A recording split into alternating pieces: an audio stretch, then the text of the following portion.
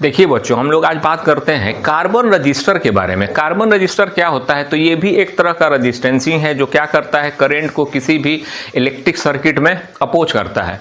तो रजिस्टर मान लीजिए एक वायर वाला होता है और एक होता है आपका कार्बन रजिस्टर। कार्बन रजिस्टर का भी वही काम है, लेकिन इसमें देखिए होता क्या है कि इसमें सिरामिक वगैरह कर दिया जाता है।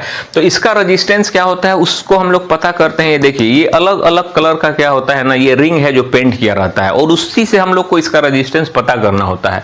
अब उस रेजिस्टेंस को पता करने के लिए कार्बन रजिस्टर का हम लोग को एक टेबल का जरूरत पड़ता है। देखिए, इसको हम लोग कलर रिंग कोड टेबल बोलते हैं। अब इसमें देखिए 10 कलर है, ये 10 कलर का सिस्टमेटिकली हमको नाम याद होना चाहिए और वो सबके लिए डिजिट जो हम लोग इस्तेमाल करते हैं, जैसे सिग्निफिकेंट डिजिट उसको बोलते हैं। तो ब्लैक से लेके ब्राउन, रेड, ऑरेंज होते हुए व्हाइट तक क्या होता है, ये 0 से 1 2 3 4 पूरा डिजिट आपका जो सिंगल वाला है 0 से 9 तक लिख दीजिए। और मल्टीप्लायर में यहाँ क्या करते हैं कि जो सिग्निफिकेंट डिजिट है वही 10 पे पावर हमारा दे दिया जाता है। तो ये मल्टीप्लायर और ये कैसे यूज करेंगे इस कार्बन रजिस्टर निकालने के लिए, तो देखिए सबसे पहले तो इस कलर को आप याद रखिएगा। यहाँ पे एक ट्रिक होता है, ठीक है। इस ट्रिक को हम लोग क्या कहेंगे, कलर याद रखने के लिए, कि जो फर्स्ट वर्ड है इसका उसी से हम लोग ये क्या करते हैं, ट्रिक बना लेते हैं। जैसे मान लीजिए यहाँ BROY, बीबी रॉय करके कोई व्यक्ति हैं, कहाँ के हैं तो ग्रेट ब्रिटेन का है। जी से ग्रेट मान लीजिए, बी से ब्रिटेन।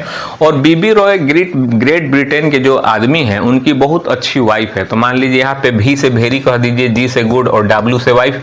तो बीबी रॉय जो कि ग्रेट ब्रिटेन के हैं उनकी बहुत ही अच्छी वाइफ है। तो ये एक ट्रिक बन जाता है जिससे ये कलर याद हो जाता है। तो यहाँ से बीबी रॉय, और जब ये याद होगा तो 0 से लेकर 9 तक आप डिजिट रख दीजिए और ये मल्टीप्लायर में यही वाला डिजिट 10 टू द पावर हो जाएगा। अब जैसे मान लीजिए ये रिंग आपका ये कार्बन रजिस्टर दिया हुआ है, इसका हमको बताना है क्या, रजिस्टेंस। तो सबसे पहले देखिए ये दोनों कलर जो होता है 1 2 3 4, ये 4 रिंग या किसी में 3 होगा, किसी में नहीं भी रहता है। शुरू का जो 2 डिजिट होता है वो एक्चुअल में सिग्निफिकेंट डिजिट के लिए होता है। तो सिग्निफिकेंट डिजिट के लिए ये दोनों को यूज करेंगे। तीसरा होता है मल्टीप्लायर के लिए और चौथा होता है टॉलरेंस के लिए।